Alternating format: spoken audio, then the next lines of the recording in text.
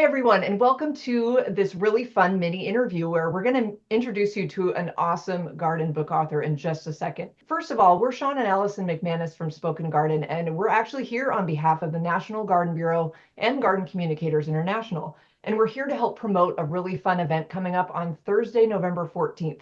It's called Authors Talk Gardening. Yeah, if you want to get signed up, or just if you just want to know just a little bit more about this event, you can click the link below or go to bit.ly/NOV24 book party and get signed up today. Now, we get the pleasure of talking with and introducing you to Dr. Alan Armitage, who is going to be at the November 14th Authors Talk Gardening event. Dr. Armitage is a well-known writer, speaker, and horticulturist. Born and raised in Canada, he now currently resides in Georgia. He's written 17 books, countless academic papers, and hundreds of articles, including a monthly column in a greenhouse publication called Greenhouse Grower that he's been writing for over 30 years. Dr. Armitage, hi, thanks for being here.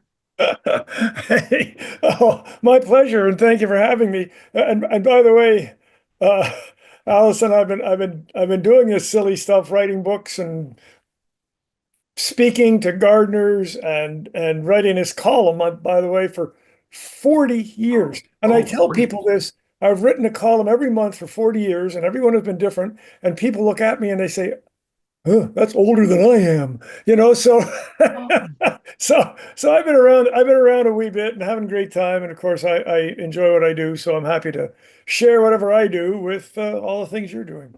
Oh, and we're so glad you do. And thank you for correcting me because that is amazing. Yeah. 30 years is amazing. 40 years. Yeah, no big deal. That's incredible. So, Dr. Armitage, we wanted to first ask you, can you tell us a little bit more about yourself and why you're so passionate about horticulture? Well, we don't have enough time to do all of that, but having said that, the question is, how the heck did this boy from Montreal, Canada, ever end up in Athens, Georgia?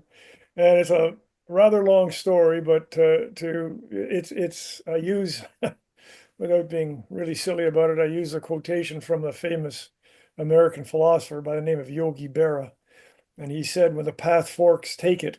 And that's how we all got to where we are, every single one of us, and certainly certain paths forked, and I took them. I had no horticultural education, so to speak of. My degree was in botany, and all the things I did. I was a high school teacher for 7 years in teaching biology and mathematics, and started playing around with gardening. And this was in Montreal, and one thing led to another, and so I've written a whole book about it if you want to talk about it. But the fact is, it's amazing how we all get to where we are. I never had any dreams that I would be doing what I'm doing, where I'm doing it. Oh, I love hearing that. I do too. Love hearing about your journey.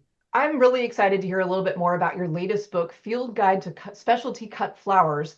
We were wondering, can you tell us just a little bit more or give us kind of an overview of the book and who is the intended audience? Okay. It's kind of interesting, this book. Well, again, I have been involved in cut flowers through research at the University of Georgia.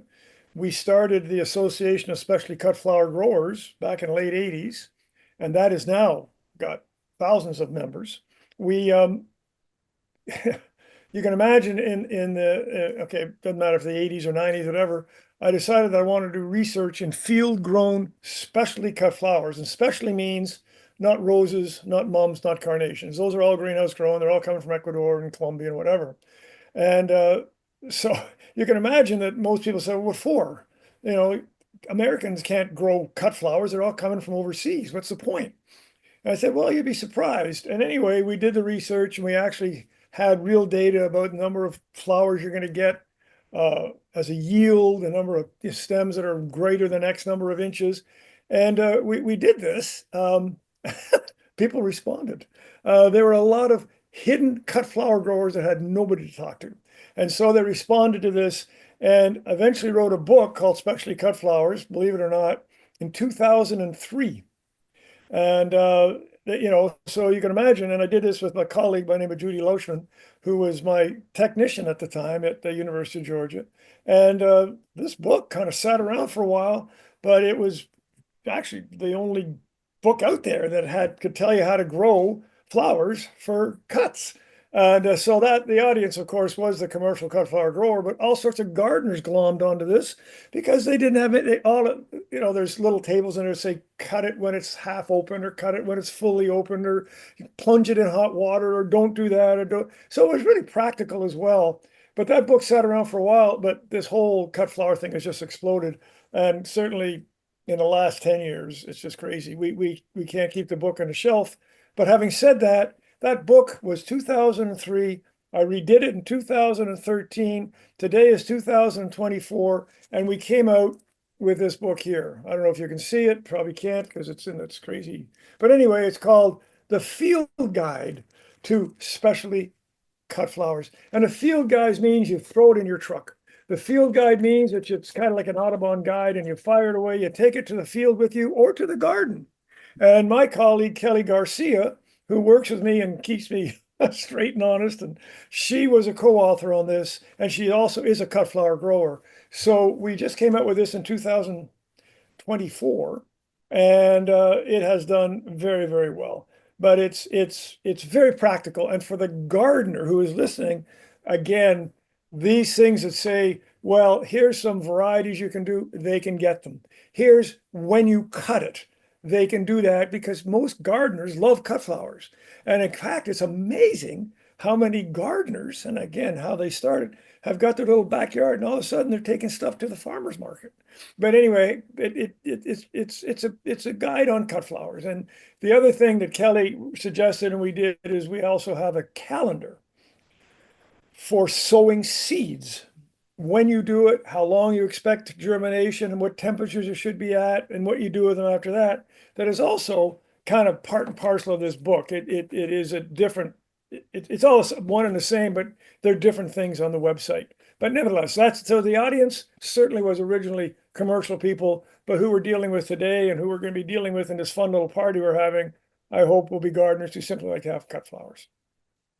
That was a little long, sorry, but No, this is great. I can't wait to get our hands on this book because we love cut flowers as well. And just learning all these tips and tricks that you've laid out, I can't wait to look at it. Yeah, you say tips and tricks, and they are tips and tricks, but the fact is, and when you cut it 5 o'clock in the evening or 5 o'clock in the morning, or they're not tips and tricks so much as this is how a plant responds. And not all plants respond the same way. So that's why we have, I don't know, a couple of hundred, I don't know how many things we have in here. But it is really a cool book, and we're very, very proud of it, both Kelly and I. Oh, definitely. Yeah. I like hearing that not only are you talking about how to grow them and harvest, but also the planning, getting the seeds, planted, and then, what to expect. I mean, it's like the full meal deal. I really like that. I know, and I love the calendar that you guys have come up with. That's a great idea as well. Yeah. That's something that, we actually put that together, and Kelly did most of the work on that. It's really cool. People love it. Oh, definitely. And based on your book, Dr. Armitage, which 3 specialty cut flowers do you find most interesting, and why? Well, I think the ones that are most interesting to, for the cut flower grower are the ones that they can produce easily and sell quickly. I mean, things like annuals, okay, things like annuals, like sunflowers, they're just huge. Okay, everybody wants sunflowers, and there's a whole ton of sunflowers out there. There's tall ones and short ones and branching ones and non-branching ones, and they're in the book.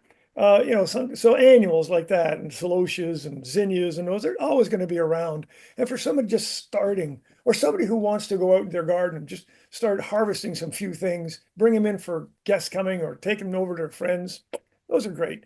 And then there's things like bulbs like anemones and ranunculus, that those things are really early because they need the cold. And gosh, there's a great, great market for those. And perennials or quasi-perennials like dahlias. I mean, you can't get enough dahlias out there. They're so beautiful. And they've been bred, again, short, tall, purple, white, and even, I can go on forever, and even shrubbery like hydrangeas and things of that nature. So there's no end to what a gardener can harvest, to what a cut flower grower can harvest. No end. It's amazing. So based on this wonderful information about your book, why do you think other people should get signed up for the November 14th event, Authors Talk Gardening? Why should they come? Well, you're talking to me, but obviously there's other authors involved, and it's great to hear what they have to say. Authors are writing is a very lonely sport. Because you're sitting there and you're writing something and you're totally naked. Because once you put it out there, you don't know who's gonna like it. But gardening is not.